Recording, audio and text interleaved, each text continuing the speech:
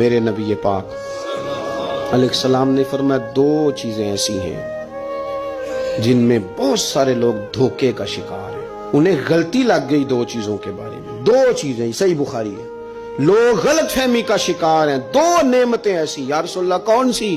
فرمایا ایک تندرستی، ایک فرصت۔ لوگوں کو پتہ ہی نہیں ہمارے پاس کتنی بڑی نعمتیں۔ مجھے آج وقت ملا ہوا ہے، میرے پاس ٹائم ہے، میں درود پاک پڑھ سکتا ہوں، تلاوت کر سکتا ہوں، اللہ کو یاد کر سکتا ہوں، صدقات کر سکتا ہوں، کسی کی مدد کر سکتا ہوں، فرصت ہے۔ اور ایک صحت۔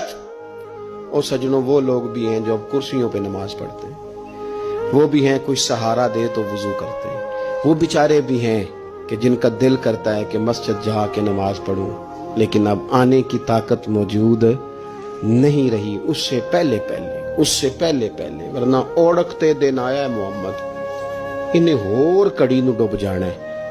اپنی ڈائری کو